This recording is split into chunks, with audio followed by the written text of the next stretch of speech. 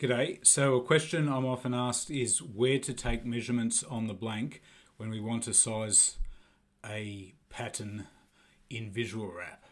So let's work through an example. Let's open up a script. Doesn't matter which script it is. Open. Let's go standard patterns. We'll pick one. Increase the number of pattern repeats. We'll wrap it. Let's just say this is the pattern that we want to wrap, and we go to our taper view window, and this window asks to know the butt diameter and the tip diameter. So it's asking to know this measurement here, the diameter measured at the butt end, and the measurement taken at the tip end. This is the laid out flat view, so that measurement is actually the circumference, but we're measuring the diameter. So if we use our calipers at the butt end and take a measurement, we would enter that there, and if we use our calipers towards the tip where the pattern finishes, we will enter that measurement in millimeters there. But the question is, how far along the blank do we measure the tip compared to the butt? And it's a very good question. So this gives us a wrap length. The software calculates a wrap length, but that's based on a bunch of assumptions.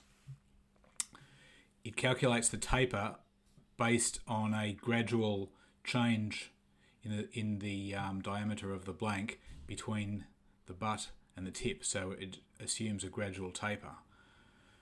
What we need to do is work out how long our pattern is going to be as the starting point.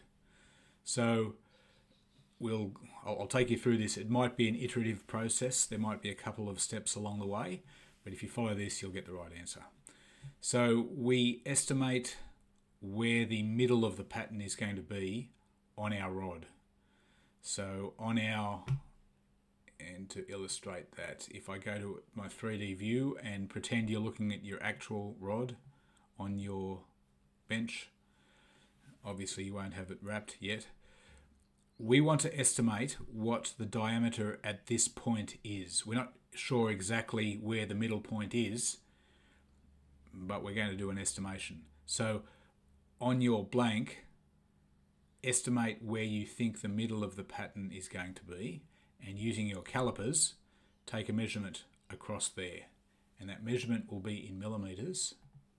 And we come back to the taper view screen. Let's say the measurement was 10 millimeters. So what we're going to do is put 10 in the butt diameter and 10 in the tip diameter and go refresh.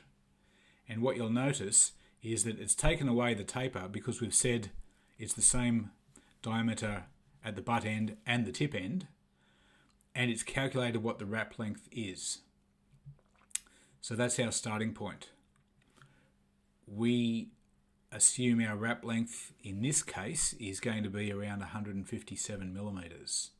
So now let's go back to our actual blank, which is sitting on our lathe on our workbench, and measure the diameter where you want the blank to start, and then go along 158 millimeters and measure the diameter of the blank at that point. And so we would come back here, and for the purpose of our example, I'm going to say the butt diameter measured is 12, and the butt diameter, the tip diameter measured is 8. Go refresh. And in this case, you can see the wrap length has not changed. It's still 157 millimeters. So that tells me that the midpoint that I picked was correct. and there's no further adjustment needed. With the butt diameter entered and the tip diameter measured, entered, and the known wrap length, if I was then to print that out on my printer, it would print out true to size, and I could hold this print out against the blank and mark off particular crossing points. For example, if I wanted to just see the layout threads, I could come back to my pattern script screen, just choose the layout threads, hit clear, hit wrap. I've just shown the layout threads. I could then go back to my taper view. Anything that's on the flat view gets sent to the taper view when the taper view is launched.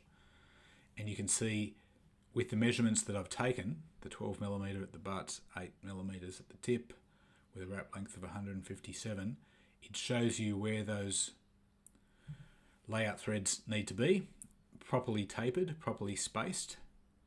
And if I print that out true to size, I can then mark these key crossing points on my blank and then start to follow the sequence which is suggested. If I now go to all threads and clear, I'll go to single mode, I can then follow the sequence that VisualWRAP tells us to do. It says start by putting these red threads down, and I know where those red threads are now because of the layout marks that I've transmitted to my rod taken from the true to size printout from the taper view. And then I just continue following the sequence that's suggested until the wrap develops. Anyway, I hope that helps. Happy wrapping, tight wraps.